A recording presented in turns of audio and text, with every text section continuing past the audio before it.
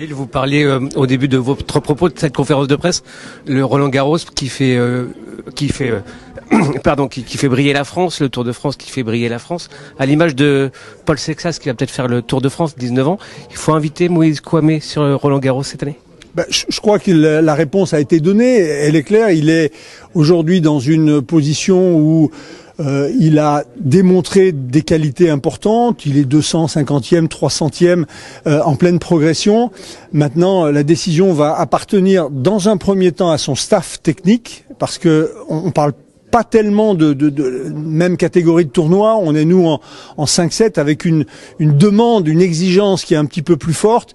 Il faudrait pas non plus brûler les ailes de Moïse Kouamé trop vite, mais il n'est pas exclu, puisque cette discussion n'a pas eu lieu pour l'instant, que Moïse, là, il est en phase de préparation. Il s'est arrêté, il a fait un break, et ça, je trouve que c'est très bien, de façon à se renforcer physiquement. On rentre dans une période où la terre battue est un petit peu plus exigeante. En tout cas, l'exigence est différente d'une surface rapide à la terre battue, et donc cette préparation était nécessaire. Il l'a fait. Je trouve que c'est très bien que ce soit Richard Gasquet, Laurent Raymond font un travail de qualité autour de lui. Donc pour cette wildcard, on verra avec son staff et puis avec Amélie Mauresmo, bien sûr, dans la décision qui sera prise. Vous êtes au centre de sa progression. Vous faites attention à lui.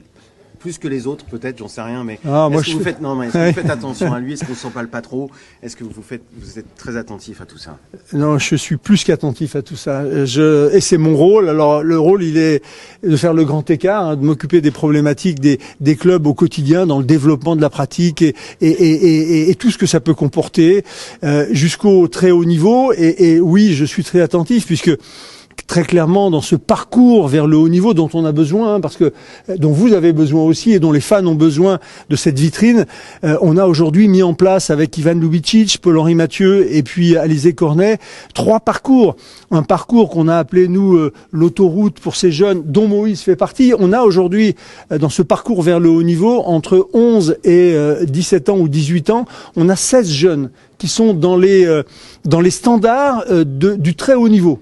C'est énorme, 16 jeunes, dont Daniel Jade qui fait partie, qui est un 2009 comme Moïse Kouamé, moins médiatisé pour l'instant, mais il a sa vitesse de progression. Puis derrière, on a une vitesse, on a ce parcours-là, puis derrière, on a d'autres parcours qui mettront peut-être un peu plus de temps, qu'on appelle, nous, route nationale ou route départementale, où le jeune n'est pas forcément le meilleur au tout début, mais il le deviendra. On a des exemples criants autour de nous. Cédric Pioline, en junior 2, était classé à 2,6, ce qui est ridicule. Il est devenu un des meilleurs joueurs du monde. Arnaud Clément, c'est la même chose. Donc il faut donner, en tant que fédération, l'opportunité à tous d'arriver, si c'est possible, à ce haut niveau. Donc oui, pour répondre à votre question, toutes ces considérations m'intéresse, et je suis de très près tout ce qui se passe au sein de la fédération.